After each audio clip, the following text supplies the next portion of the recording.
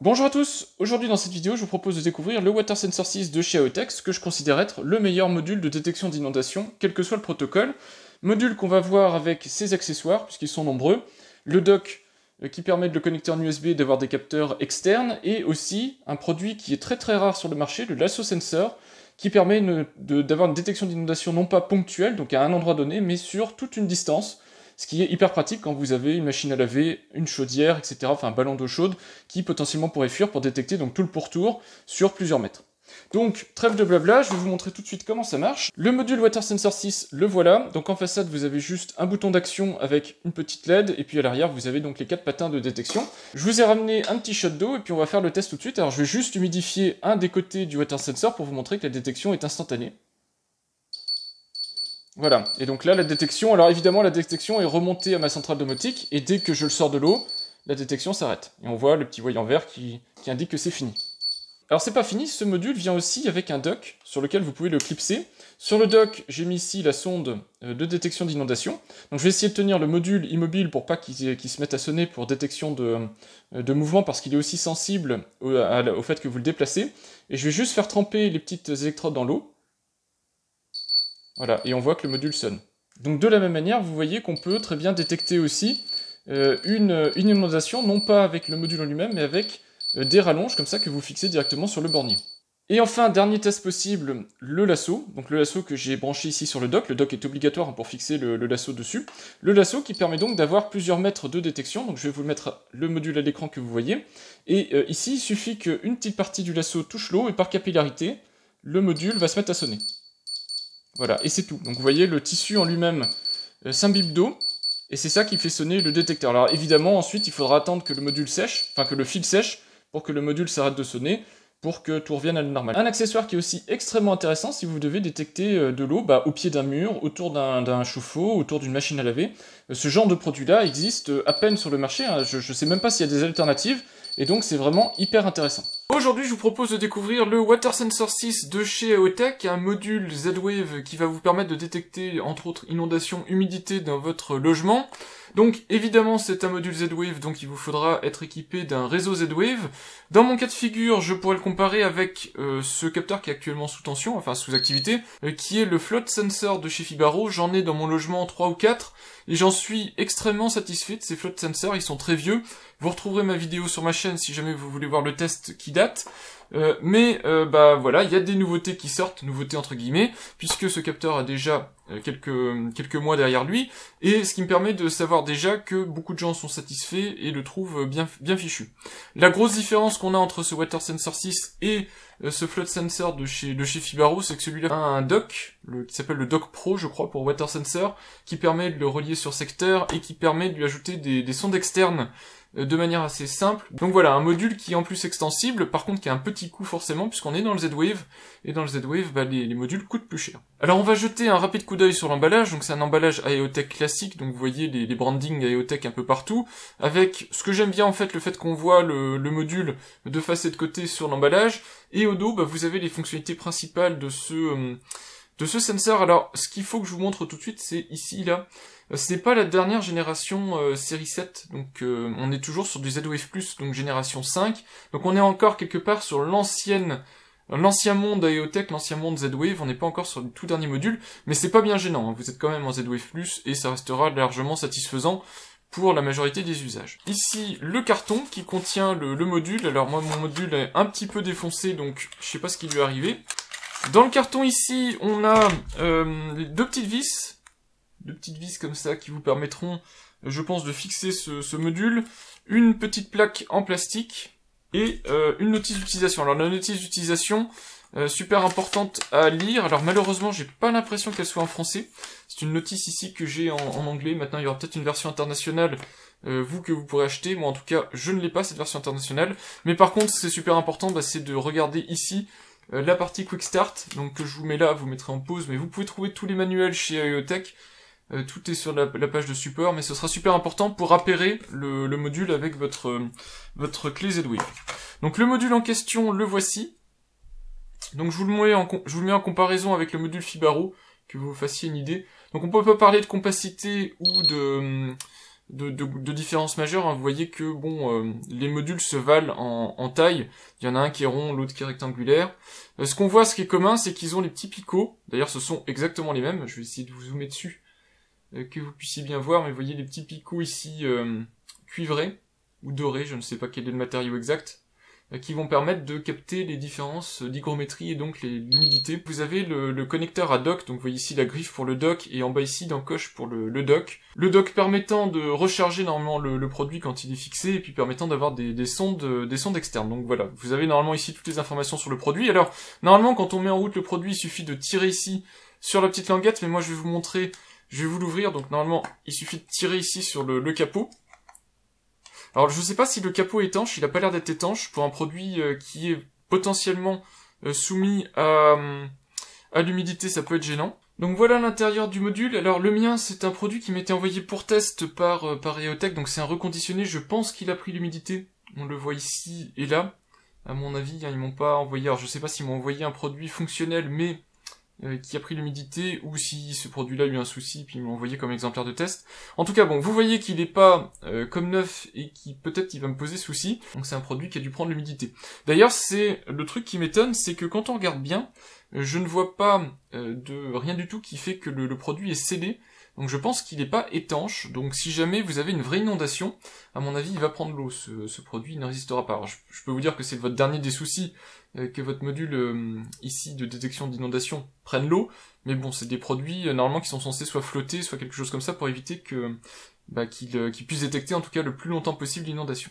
Donc en tout cas vous avez cette pile remplaçable qui dure, batterie pile remplaçable qui dure 2 ans et demi.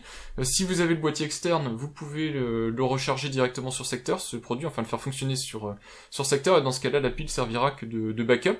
Donc pour le mettre en activité, donc ici j'ai enlevé le capot, mais il suffit de tirer sur le plastique, et vous voyez le produit s'allume, donc on a directement ici la lumière verte qui s'allume. Donc moi je l'ai fait en enlevant le capot, mais vous pourrez le faire directement comme ça, en sortie de plastique, comme ça en tirant d'un coup. Alors pourquoi ce produit sonne quand on le tient? Eh bien c'est parce que c'est des produits qui peuvent être mis à côté d'une machine à laver par exemple. Et donc dans ces cas de figure là où vous êtes à côté d'une machine à laver, si vous avez un animal ou un enfant qui joue avec votre détecteur, ça peut être sympa de savoir que le détecteur n'est plus à sa place. Au passage, vous avez entendu que la sonnerie n'est pas forte, c'est juste comme ça, pour dépanner la sonnerie, il faudra le relier sur votre installation domotique et avoir une vraie sirène si vous voulez être alerté qu'il y a un souci de détection d'inondation. Donc pour pouvoir l'inclure, ce module, on passe JDOM en mode inclusion. Au passage, j'ai fait une mise à jour dans JDOM, je vous montre quand même rapidement, donc je capture ici en même temps, comme ça vous pourrez bien voir. Donc dans configuration ici, j'ai bien fait recharger la configuration des modules, ce qu'on voit ici en bas, config module. Ça va faire un checkout git, donc ça va aller chercher sur le dépôt GitHub toutes les configurations des modules, ça redémarre votre pile Z-Wave, votre réseau Z-Wave, et vous aurez les configurations à jour. Donc là je suis parfaitement à jour, donc normalement le module va être reconnu. Donc on fait inclusion non sécurisée, donc là je remets le module sous tension, et j'appuie ici sur son bouton. Donc on voit que le module ne veut pas s'inclure, donc ce que je vais faire c'est que je vais d'abord l'exclure, donc je vais appuyer une fois dessus,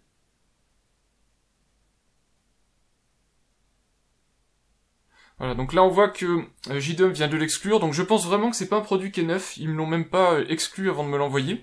Donc on refait inclusion non sécurisée, et je vais l'inclure en appuyant une fois. Voilà, donc là maintenant on a la bonne approche, c'est-à-dire que le module clignote en vert.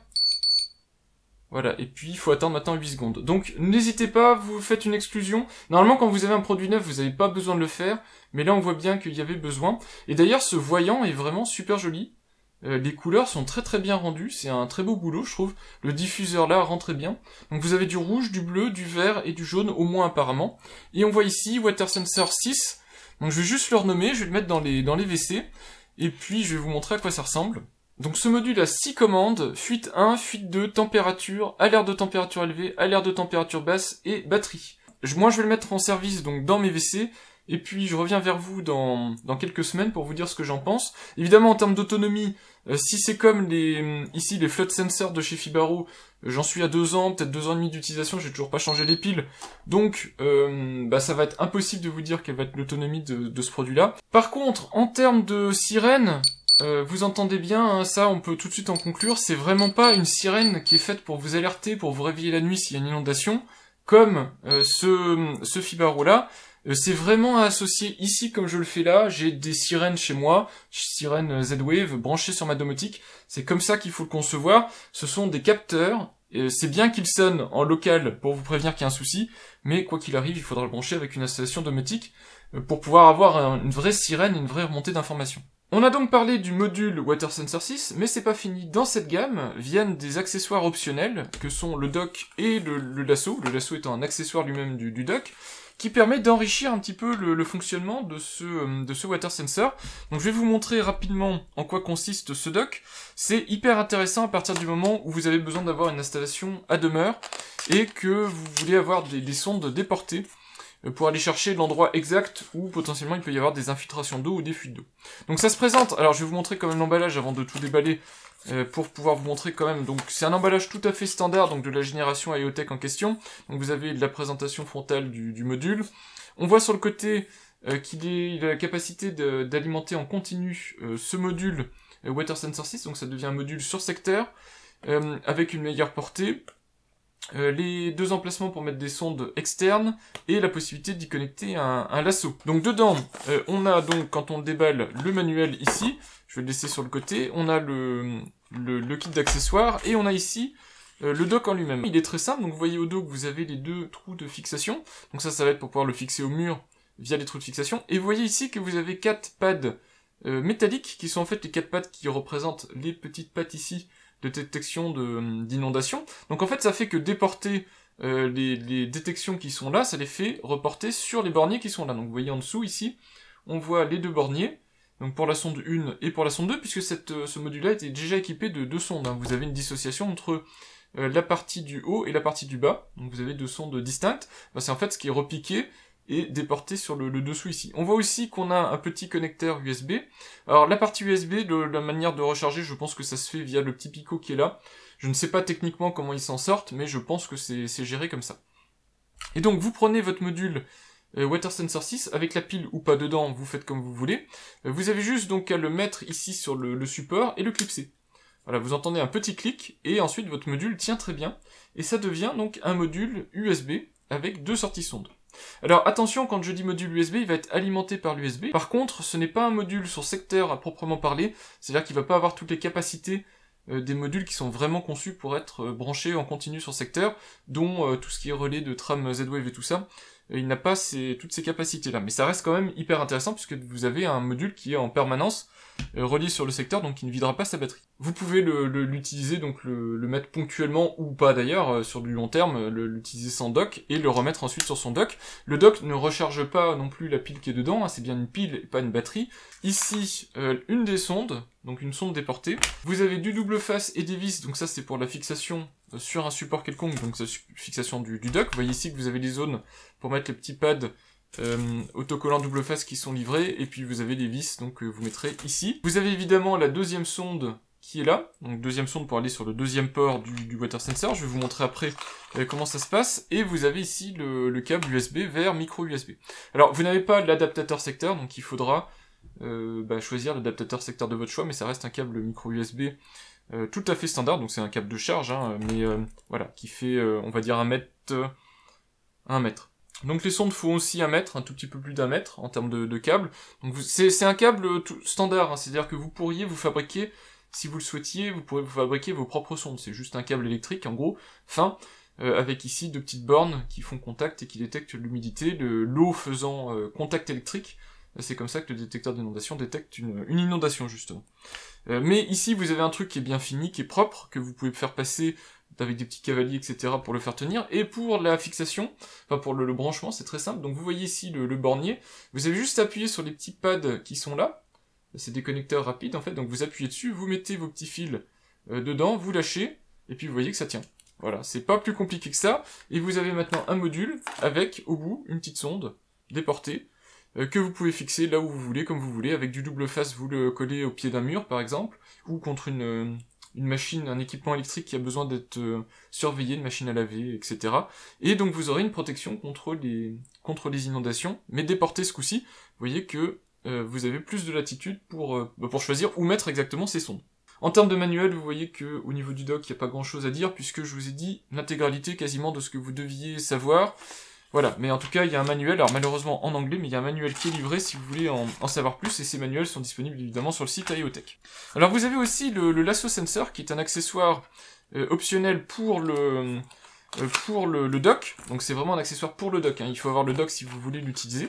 Dans l'emballage du lasso sensor, vous avez la notice d'utilisation, vous avez les réglementations d'utilisation, vous avez le lasso en lui-même, et un petit kit ici de clips autocollants, qui vous permettront de le fixer à l'endroit où vous voulez le mettre. Alors en général, le lasso sensor, je vous le déballe pour vous montrer, c'est juste en fait un film qui est protégé par une protection thermique. Il sert à protéger votre ballon d'eau chaude par exemple, donc détecter des fuites autour d'un ballon d'eau chaude, donc je vous montre. Vous avez au bout ici les petits picots donc pour pouvoir le relier sur le water sensor, donc c'est toujours pareil, et donc il suffit de prendre une des extrémités du lasso, de venir la relier sur une des sondes de votre module dock water sensor, et puis avec le câble, vous entourez le ballon d'eau chaude par exemple pour détecter les fuites autour de ce ballon d'eau chaude, et donc dès qu'il y aura une fuite d'eau, le câble ici va prendre l'humidité et le détecteur va se mettre à sonner. Donc voilà, je vous laisse vous renseigner auprès du site IoTech si vous voulez en savoir plus. C'est ultra spécifique comme type de besoin et comme type de produit, mais si vous êtes dans ces situations-là, moi malheureusement c'est pas le cas, j'ai une chaudière gaz, j'ai pas besoin de ce type de produit, c'est pour ça que j'ai un produit reconditionné qui est d'ailleurs je crois cassé, puisque les petites pattes qui sont ici ont dû être arrachées par le précédent propriétaire, donc c'est du reconditionné qui allait à la poubelle en fait. Donc j'ai récupéré ça pour pouvoir vous montrer à quoi ça ressemble. Malheureusement je suis pas dans des conditions où je peux vous montrer précisément comment ça fonctionne et à quoi ça sert, mais voilà, vous avez l'idée générale, pour vous montrer aussi à quel point ce produit, ce dock, permet de faire des choses variées et vraiment est pointu dans le domaine de la détection d'inondation. Le dernier truc qu'il faut que je vous montre, et là je vais le déconnecter pour pouvoir le faire plus facilement, c'est le fait de le relier sur de l'USB. Donc pour le relier en permanence sur l'USB, vous le branchez donc ici, vous le mettez sur une source d'alimentation USB, donc peu importe après ça, utilisez votre propre chargeur USB, hein, il n'est pas livré avec, et donc vous voyez que le produit va basculer en alimentation secteur. On a vu la petite diode rouge ici qui s'allume, et là, ici, vous avez maintenant des modes de fonctionnement qui sont spécifiques à l'alimentation continue, donc vous aurez des remontées qui sont plus instantanées en termes de température, etc., mais je vous le redis, vous n'avez pas l'équivalent d'un module connecté en permanence, ça reste un module dont le comportement est un module sur pile, mais vous avez quand même des capacités supplémentaires, dont le fait de ne plus avoir à vous soucier de la durée de vie de la pile, puisque maintenant vous êtes alimenté en permanence. Et donc si vous avez vraiment des problèmes d'humidité permanente, continue, moi je vous conseille plutôt de partir sur ce type de solution avec Water Sensor, Dock, plus les sondes qualitatives. Alors vous pouvez les remplacer par du fil si vous voulez, mais les sondes, vous voyez qu'elles ont quand même l'intérêt d'être un petit peu plus qualitatives qu'un simple fil électrique. Elles sont plus faciles aussi à guider et à poser. Ensuite vous faites comme vous voulez, ça fonctionnera aussi avec du câble électrique plus standard. Mais voilà, vous avez un produit qui est vraiment conçu pour la détection de fuite d'eau et qui est pointu dans le domaine.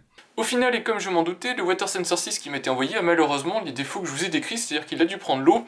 Je pense que c'est un produit de reconditionné, un produit de SAV. J'ai pas été en mesure de le faire fonctionner pour la détection d'eau.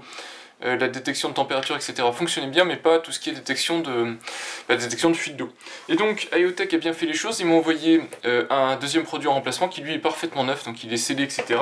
Et si vous êtes intéressé sur ma chaîne, vous verrez aussi prochainement le Water Sensor 7, donc le modèle de remplacement, et je vais vous expliquer aussi dans cette vidéo pourquoi le Water Sensor 6 est énormément mieux que le Water Sensor 7, qui lui est plus du tout modulaire, n'a plus du tout les possibilités du Water Sensor 6. Donc on reviendra là-dessus en conclusion, et vous aurez une vidéo dédiée sur le Water Sensor 7, donc ici dans sa version Water Sensor 7 Pro.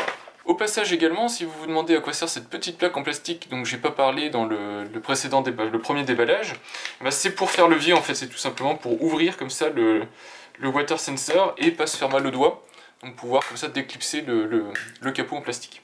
Donc vous voyez l'intérieur ici, il est parfaitement neuf.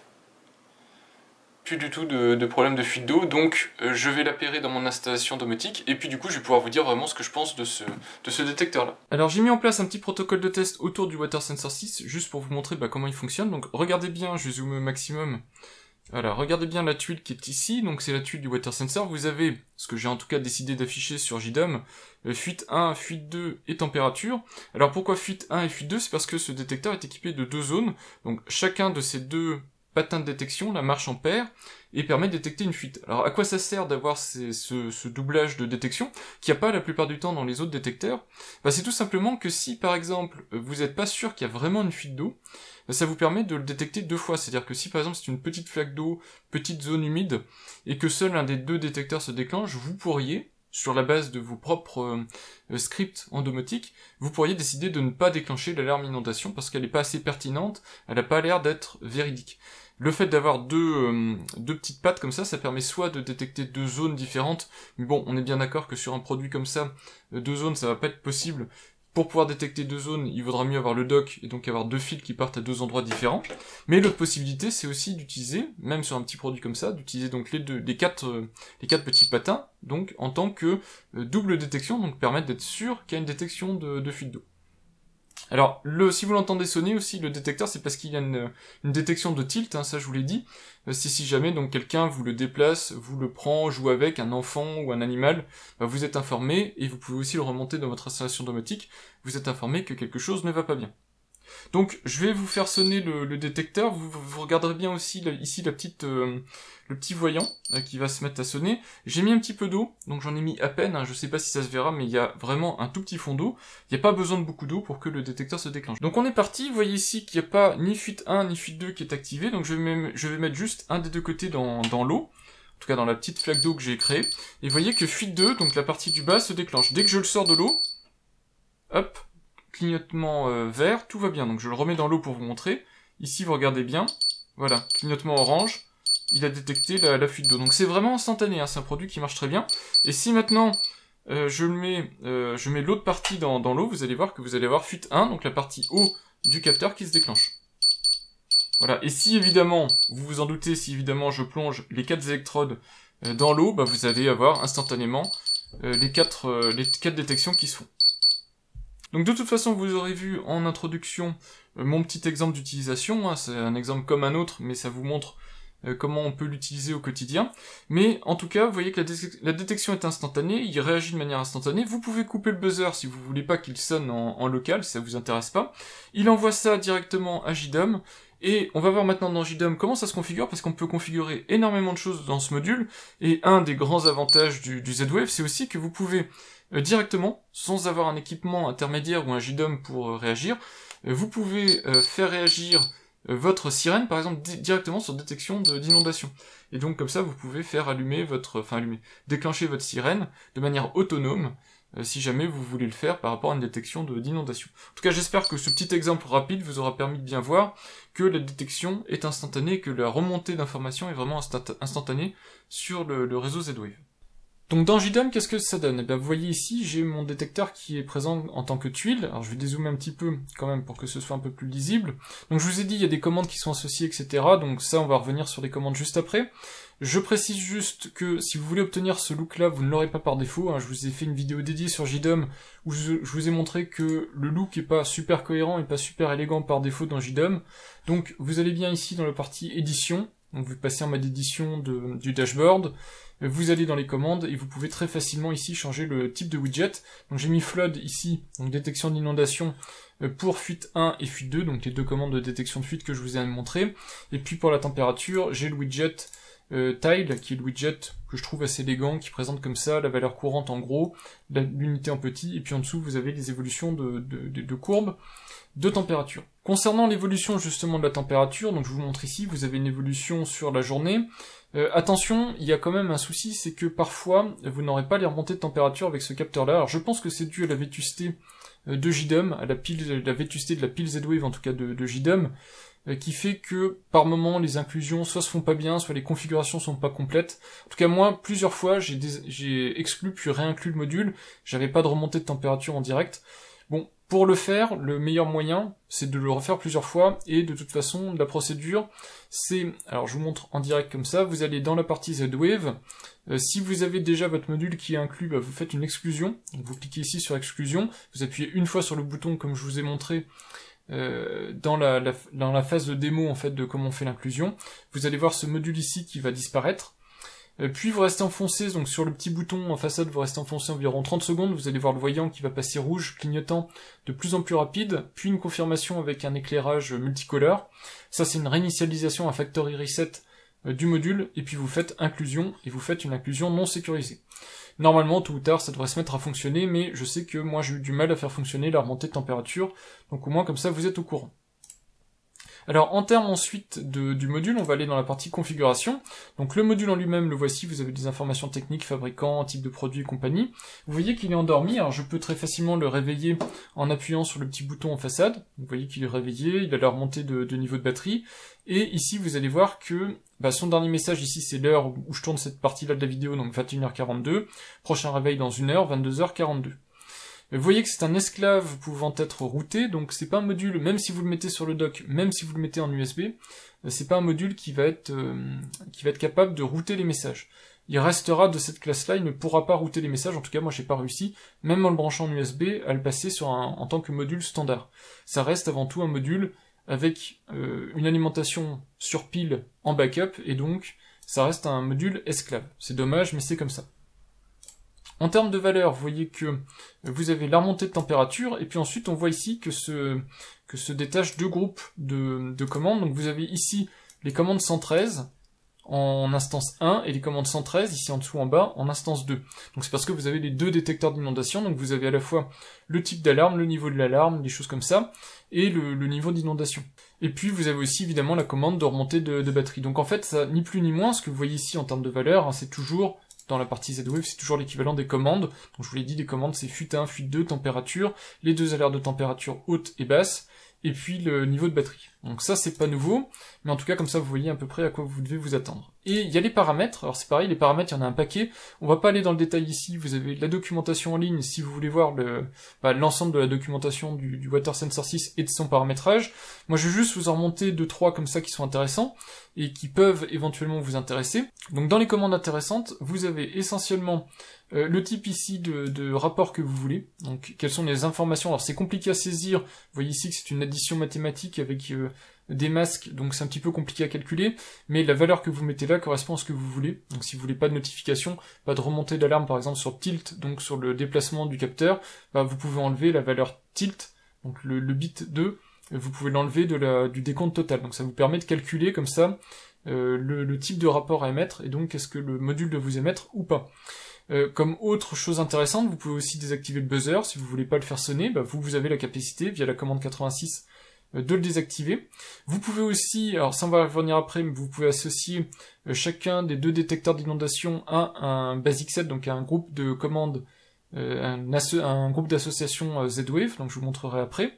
Ce qui est super important aussi, c'est 101. 101, c'est qu'est-ce que vous envoyez dans votre rapport, et en particulier, vous pouvez avoir le niveau de batterie et la remontée de température. Donc faites bien attention de sélectionner celui-là pour avoir la remontée de température dans le module. Évidemment, comme le module est sur pile, à chaque fois il faudra appuyer sur le bouton pour faire prendre en compte les commandes, enfin les changements de configuration, et donc que ça s'applique. Vous avez aussi la fréquence de rapport, donc ici c'est 60 secondes, x 60 minutes, donc 1 heure de délai. C'est pour ça que tout à l'heure vous avez vu 1 heure d'écart entre deux rapports, donc le prochain réveil du module. Et donc je vous disais donc le reste, hein, vous voyez où on a plein d'autres choses qu'on peut faire. Vous avez aussi la calibration de la température, ce qui est super important suivant où vous posez votre capteur. Donc s'il est posé au sol dans une cave, s'il est posé contre un mur avec le dock, etc., en fonction de ça, il faudra peut-être ajuster la température pour qu'elle soit homogène avec le reste des sondes de température de votre logement. Puis évidemment, la température au sol n'est pas la même température qu'au plafond et tout ça, donc ça permettra comme ça de recalibrer la sonde de température pour qu'elle soit homogène avec toutes les autres sondes que vous pouvez voir chez vous.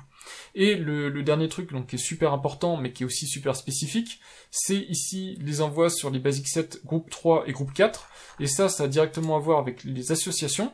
Donc ici, normalement, quand vous allez installer le module, par défaut, vous aurez qu'une seule association, c'est Lifeline avec votre contrôleur Z-Wave qui est installé sur JDOM, ou sur votre Home Assistant, etc.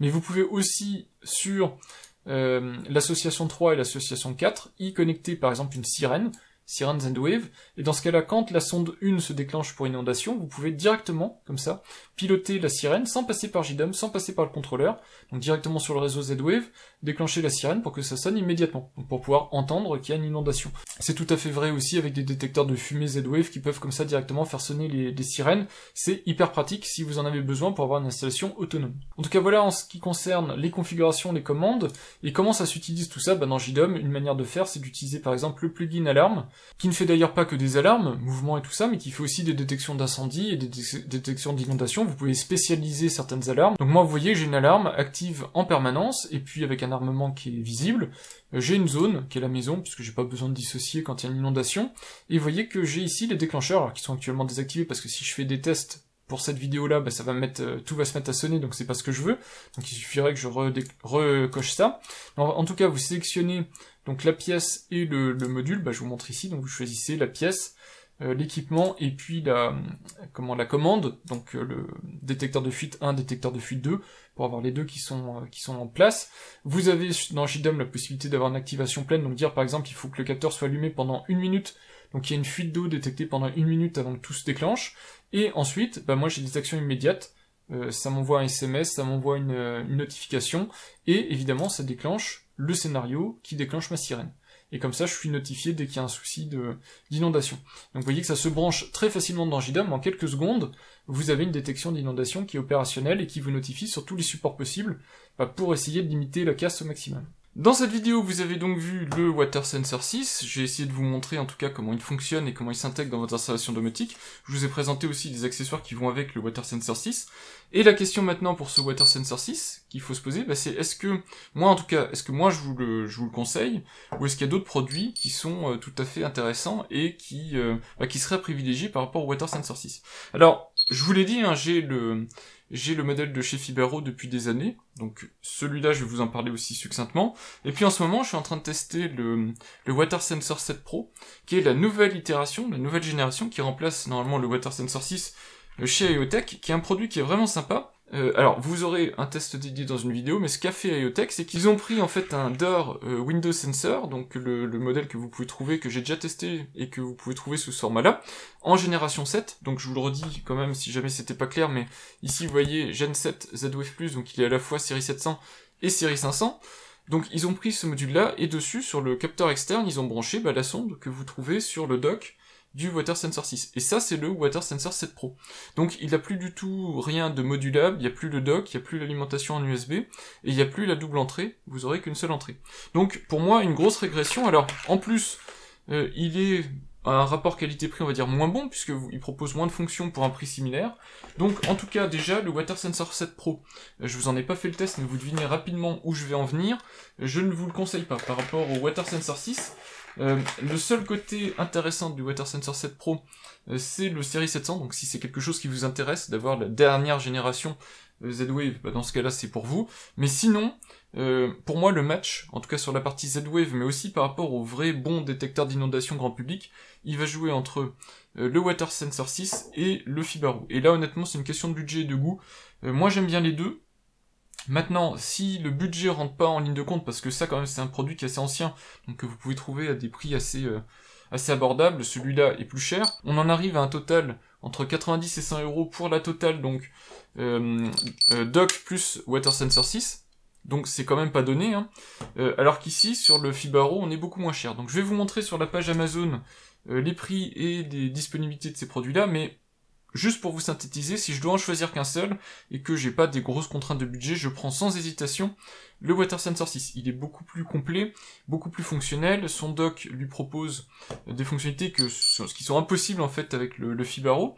Donc pour moi c'est sans conteste possible le Water Sensor 6. Pour l'acheter, donc moi je vous montre les pages produits Amazon, vous pouvez l'acheter ensuite où vous voulez, que ce soit Domadoo, Domotic Store ou autre, je me moque de la boutique sur laquelle vous commandez, peu importe. Moi je vous montre sur Amazon parce que déjà c'est là où c'est le plus facile d'avoir des produits en stock, là où le choix des produits est le plus large, et puis si vous avez des soucis avec le produit, là où le SAV est le plus, je trouve en tout cas le plus efficace, pose le moins de questions.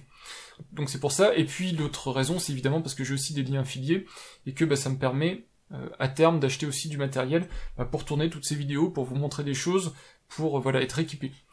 Le Water Sensor, en tout cas le modèle 6, il est à moins de 50 € en ce moment sur Amazon, il oscille entre 40, 50, Bon, il est monté plus haut pendant la période Covid parce qu'il y avait des approvisionnements qui étaient compliqués, mais vous voyez que c'est pas un tarif énorme, même si 50 € pour un module ça reste cher, on est sur du Z-Wave, et surtout, moi je considère que c'est pas si cher que ça. Comme toujours, hein, quand je vous montre les fiches produits Amazon, vous avez mes autres vidéos qui vous expliquent comment vérifier tout ça, mais vous avez le suivi de prix, comme ça Amazon, donc vous voyez qu'actuellement il est à 48,53 €, j'ai un suivi de prix qui montre qu'il vient de baisser de prix il y a pas longtemps, il était encore à 60 € il y a pas longtemps, donc voilà, c'est pour ça que je vous dis, quand je fais des vidéos, je vous donne des prix indicatifs, toujours, c'est toujours avec des marges, moi j'essaie de vous donner des prix, parce que si je vous donne pas de prix, ça a aucun sens de faire ces vidéos, un produit, il est toujours bon par rapport à son rapport qualité-prix, donc si j'enlève le prix de l'équation, je peux pas vous dire si un produit est bon ou pas, donc voilà, si vous le voyez à moins de 60 €, entre 45 et 60 €, c'est son prix habituel et c'est le prix pour lequel je le juge. Si vous l'achetez moins cher, tant mieux, si vous l'achetez plus cher, bah, c'est pas de bol, mais en tout cas, moi j'aurais misé sur ce prix-là au moment où vous allez faire votre achat. Et je trouve qu'à entre 45 et 60 €, il vaut franchement le coup, et je vais vous le montrer juste après pourquoi. Mais avant de vous montrer pourquoi, on reparle juste rapidement du dock. Le dock, pour moi, c'est un achat quasiment pas obligatoire, mais primordial quand on a le Water Sensor 6. Vous pouvez vous en passer, mais honnêtement, c'est un super complément au Water Sensor 6, ça serait dommage de vous en passer. Ici, actuellement, il est à 28,48 €, c'est pareil, son prix, il peut osciller, il peut monter très haut. Alors, à 40 €, peut-être, c'est peut-être un petit peu dissuasif pour l'acheter, mais vous voyez qu'il est descendu jusqu'à presque une vingtaine d'euros. Bon, entre 20 et 30 €, pour moi, ça vaut le coup, c'est un très bon complément pour avoir un module vraiment très opérationnel. Donc, je vous conseille l'achat du Water Sensor 6, et si possible, si ça vous intéresse, en tout cas si vous avez besoin, du dock pour avoir l'USB, l'alimentation USB, et avoir les deux sondes que vous pouvez mettre où vous voulez. Et donc pourquoi je vous conseille le Water Sensor 6? Eh bien, on va aller voir côté Fibaro, et vous voyez côté Fibaro, les modules que je vous conseille aussi, hein, qui sont très bien, et vous voyez qu'ils sont actuellement très chers. Alors, ils ont été par le passé beaucoup moins chers, hein, ça y a pas de souci. C'est juste que voilà, c'est compliqué de les avoir vraiment pas chers. Vous voyez, quand on les a à 30 €, c'est exceptionnel. Le prix médian, on va dire, c'est 45, 50 €, quelque chose comme ça. Donc ça reste quand même relativement élevé. Et pourtant, vous voyez que là, je suis sur 4 ans de suivi de prix. Pour autant, vous voyez que le prix est à peu près dans ces zones-là. Donc, ça reste un gros budget. On va dire 45 à 50 €. Et on est vraiment pas loin du budget d'un Water Sensor 6. Sauf que ici, vous n'avez pas les capacités du Water Sensor 6. Vous n'avez pas la possibilité de mettre un dock. Vous pouvez pas déporter la sonde. En tout cas, facilement, vous pouvez pas déporter la sonde de détection d'inondation. Voilà, mais ça reste un très bon produit, le Fibaro Float Sensor, j'en ai plusieurs, j'en suis très content, mais faut quand même relativiser avec ce qui existe sur le marché. Le Water Sensor 6, je trouve, il est meilleur sur beaucoup d'aspects. Moi, je vous conseille plutôt de vous orienter vers le Water Sensor 6, et puis maintenant, si vous voulez, vous pouvez aussi prendre le Fibaro Float Sensor, s'il vous plaît plus, moi j'en suis très content, il marche très bien. Sur le Float Sensor, je vais quand même vous montrer un petit truc intéressant. Rappelez-vous, j'ai fait une vidéo sur le reconditionné, et si vous regardez donc ce modèle-ci qui est l'ancienne génération, mais honnêtement c'est pas gênant, hein. Ils se valent tous les float sensors, vous aurez peut-être pas du Z-Wave Plus, parce que je suis pas sûr que celui-là soit Z-Wave Plus, mais il sera quand même très bien. Sauf que si vous regardez les prix, vous avez Resale Components, donc si vous vous rappelez, j'avais fait une vidéo avec des produits Resale Components pour vous montrer en reconditionné ce qu'on peut avoir, et vous avez un produit qui coûte 11,90 €. Alors il est pas neuf, mais il est reconditionné à neuf, avec une pile neuve, donc vous avez un produit qui est dans un état correct, on va dire, pour un quart du prix, un cinquième du prix, donc ça peut franchement valoir le coup. Si vous voulez pas du neuf, que vous n'avez pas forcément les moyens, ou que c'est un trop gros budget, bah pour le prix d'un seul module neuf, vous pouvez vous acheter 4, 5 modules d'occasion. Moi je pense que c'est un bon compromis, ça reste des modules Z-Wave, ils sont fiables, il y a peu de raisons qu'ils tombent en panne, donc après tout, pourquoi pas. Moi je pense que ça peut valoir le coup de les acheter en reconditionné.